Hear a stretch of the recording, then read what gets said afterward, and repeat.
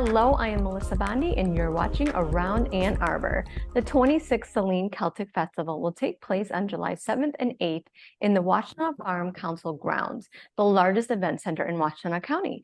The best little festival in the world, as they're known, has a fantastic musical lineup, plenty of food, family events, and so much more. And here to talk about it with me today is Catherine Downey. She is the festival secretary and media liaison. Welcome so much to the show, Catherine.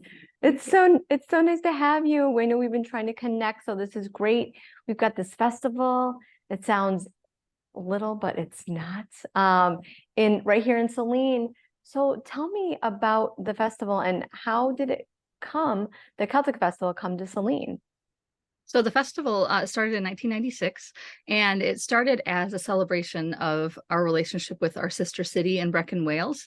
And the mayor at the time, Pat Little, he wanted to do something to celebrate that relationship. I think that there were people coming over actually at that time from Brecon, Wales to Saline. And he initially thought about throwing a rodeo for them. And his wife said, well, why don't we celebrate their culture? And so the Celtic Festival was born. Okay, and we're in the 26th year. Yeah. So something is clearly working. Tell me a little bit about the folks who's coming. Do you have folks coming from overseas, or is this mostly local? Is this Washtenaw County? Where are folks coming from? People come from all over. Most of it is Midwest, but we do get some people. There is actually an association of Irish and Celtic festivals that we are a part of. And so some people from that come. We try to get most of our music and food and vendors locally. We like to kind of keep it within Michigan or, the kind of surrounding states. But a lot of the people will come from all over. This year, we don't have anybody officially coming from Wales, but we have had in the past. And so we do get visiting dignitaries too, though. We have Debbie Dingle is going to be there this year, and our mayor is always there. And so we get quite a few people from the state of Michigan that come out for it. Okay. Yeah. So another thing that we talked about earlier was the fact that it's moving, right? So it's not going to be in the same location that it has been. Tell me a little bit about that. Well, when we first started, we started at Mill Pond Park, which is the biggest park in Saline, and it's a beautiful, beautiful location. And it started out with just a few tents and maybe 100 or so people. Over the last 27 years, we had a 2-year break with the pandemic, but over those 25 years, it grew to the point where it just didn't fit anymore at Mill Pond Park. And so even though we love that location, I mean, it's just beautiful. We didn't have any parking on site. We didn't have any built-in amenities. Electricity was always an issue. So finally, last year, the thought kind of occurred to our festival treasurer, Terry Murphy. She said, what if we moved to the farm council grounds? And we all said no, because we love Mill Pond Park. Right. Yeah. Then in October, we went and actually toured the facilities at the Washtenaw Farm Council grounds, and we all realized this is the move. This is a good idea because they have the electricity, they have bathrooms on site, they have acres of parking. They have, it works so much better. And we're spending less money before the gates even open on tents and stages, and all of that is just built in at the farm council grounds. And so we finally all were like, okay, we'll do it. Yeah, it sounds like it made sense for where the where it's gotten to, especially how big it is and how much is growing, it sounds like. Yeah. I guess tell me, Catherine, a little bit, what do you expect this year to be, aside from the location? What do you expect to be different? So the nice thing about the location is that we can expand and do things that we couldn't do in the past. For example, one of the things that's about our festivals, we have competition jousting. It's not like sometimes you get the play act jousting, but ours is actually a jousting competition. And usually they just do one day of it on Saturday of the festival. And this year they're doing 3 days of jousting. They're doing like preliminaries and different things. And the preliminaries on Thursday of this year's festival are free to the public, and you can kind of come and see the festival being set up and things like that. But so it's the opportunity kind of to expand in ways that we never could have at Mill Pond Park, because in the park Wow. we got to go in on Monday, we had to be out by that next Sunday, and it was a very fast turnaround.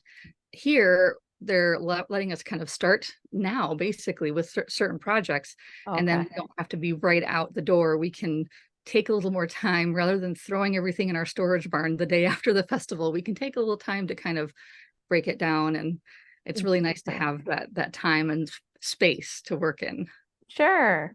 Yeah. Well, speaking of working, tell me a little bit about the volunteers and do you use them and do you need them? Yes and yes.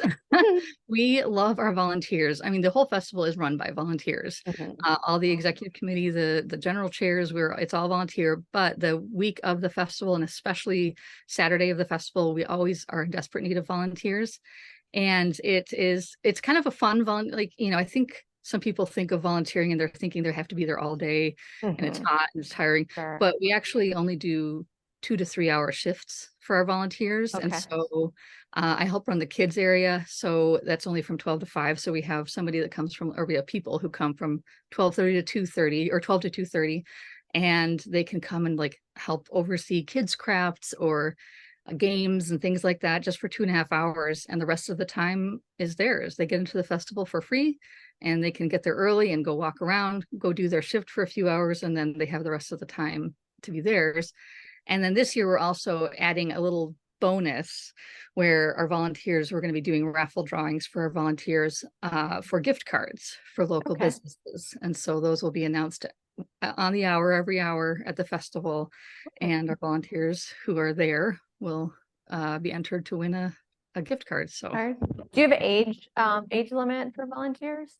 we say 16 and up, Mhm. but with the little kids area, I don't mind if they're a little younger. So I've Younger, had okay. some volunteers who are around 12, because if they're just overseeing kids crafts and games, usually 12 to 14-year-olds, they tend to do well in that area. Yeah, sure.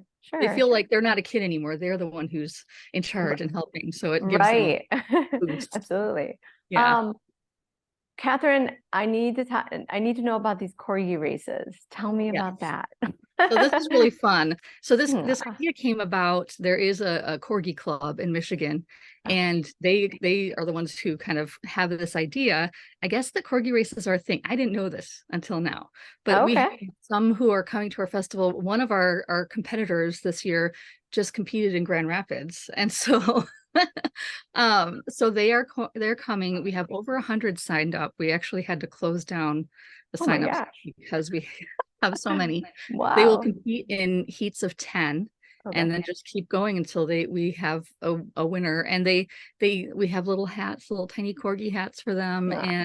And we have official corgi merchandise that you can find on our Facebook page and on our website, which is salineceltic.org. Mhm.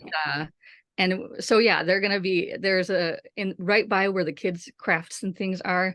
That's called the corgi pit, and that is where all the corgis are going to hang out in between things. They can cool off there. We'll probably have a little pool for them, and yeah, so Okay. this will be really cute.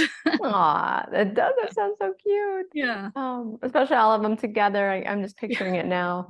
yeah, All of them corralled together. That's adorable. I know. Um, what about Straw Hinge? You have all these events I need to know about. Straw Yes, Hinge, what is that? that's another new thing. And again, these are things we couldn't do in the past Okay. with corgi races. Makes sense. Where there are at Farm Council grounds, they have two arenas for rodeos, and that's what we're using. One of them for corgi races and one of them for jousting.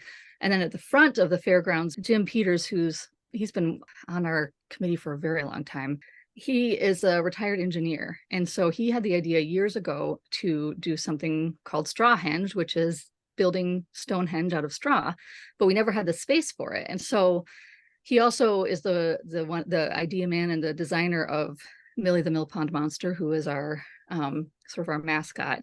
And we don't have the river, so she won't be in the river, but she will be at the fair this year, Okay. or at the fairgrounds. But yeah, so he drew these amazing schematics, and it Ooh. is going to be a 50% replica. So it's half size of what the original is. And he was out there. I mean, he's got Oh it my down. So it gosh. is exactly how it would be where it is in England, but it's going to be built out of straw. And so actually today they're out there they're getting the straw Done. delivered. He has it Okay. all kind of all the little flags where everything is all set out so that in the lead up to the festival, he's going to be building it, and it will be set up so that if it were here year round, it would hit the summer and winter solstice, the sun would go through just right. So yeah, Oh, cool. it's really cool. Wow, that sounds like a neat addition. Oh my Yeah. gosh. Let me ask a little bit then tickets. So just you purchase tickets on site, online, what do you recommend? If you purchase tickets in advance, we have advanced ticket sales on our website on salineceltic.org. Okay. There are, if you buy them in advance, there are packages you can get, and that will be up until June 30th. And then that will be closed down at that point so we can make sure everything's ready in time for the festival. But we will have tickets available at the gate. Saturday, they're $18 for adults. Military, kids 5 and under are free. And Friday night, which is kind of more, we've called it in the past pub night. We're calling it sort of party night this year. Where it's just music, food, not as many of the family activities. It's more just like a hang out, eat food, listen to music, and party. That's only $5 a person for Friday night. So okay. yeah.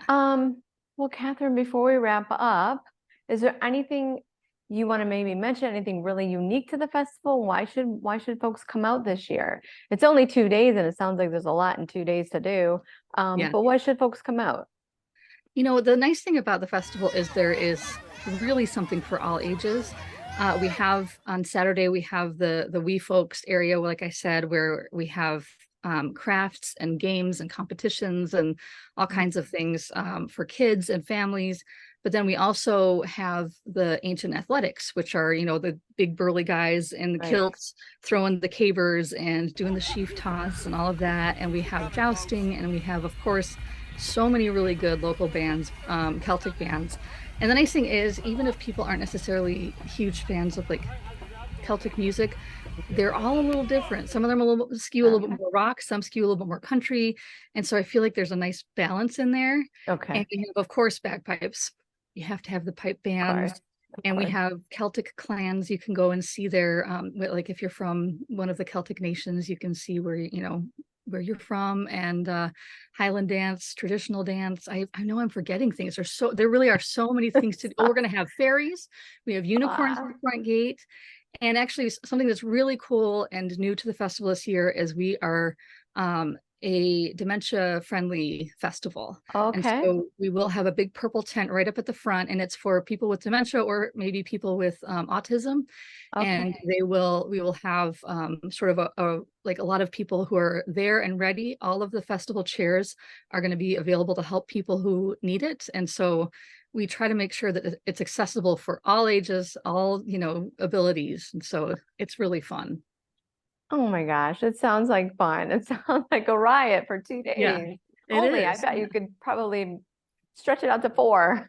We've talked about that, but we need more volunteers. Yeah, exactly. That's usually the problem. Yeah. When you're up against, you know, volunteer run events like this. But it sounds like you guys have been doing this. Obviously, you're doing something right. You're on the 26th year, so Yeah. kudos to that. Thanks. Well, thank you. Yes, thank you so much for joining me today. Thank you. That's been great. Great. Well, listen, for more details, maps, artists, activities, food, and everything you want to know about the Saline Festival, you can visit salineceltic.org. Be sure to check out CTN's website at a2gov.org/CTN for more great programs and our services. Subscribe to our YouTube channel and follow us on social media at CTN Ann Arbor. And again, thanks for watching.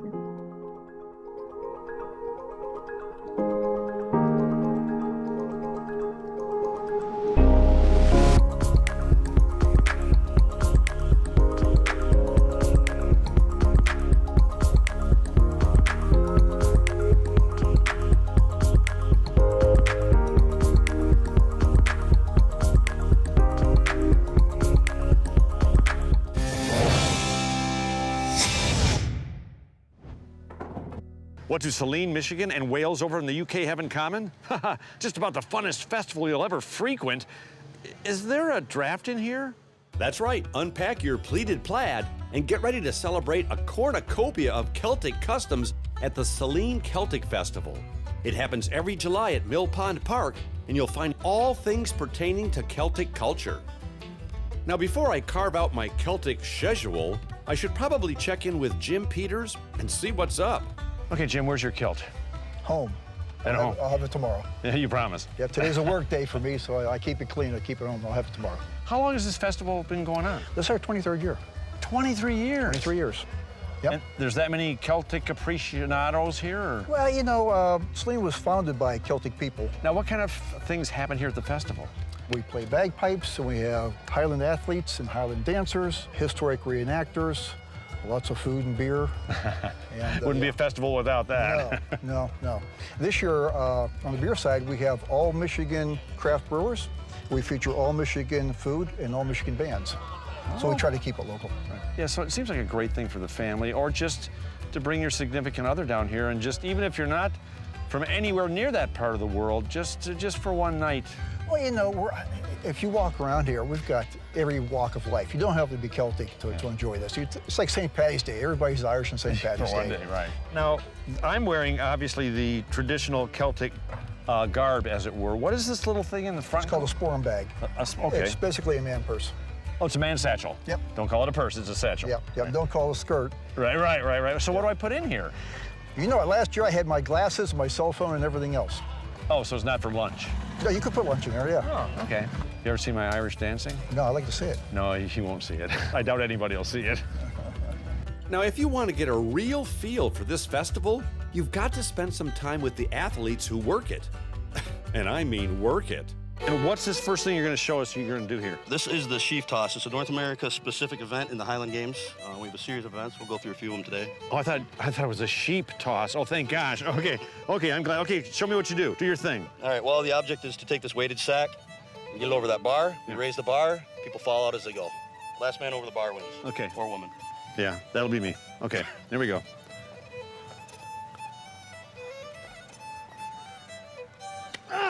Yeah.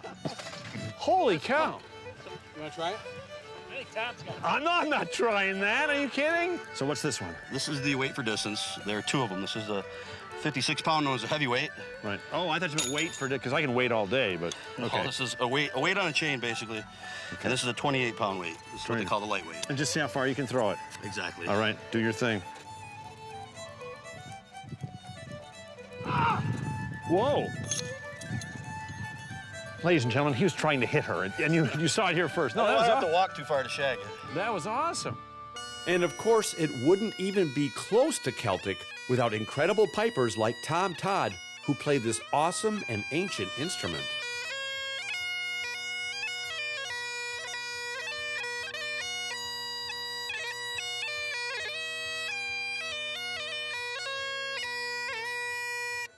Why do bagpipes always make me cry? So if you can, try and make it to the Saline Celtic Festival. You'll have a great time. But I do recommend bringing your own kilt. That way you'll avoid any wardrobe malfunctions. Oh, dear Lord. Sorry, my fault. Oh, boy.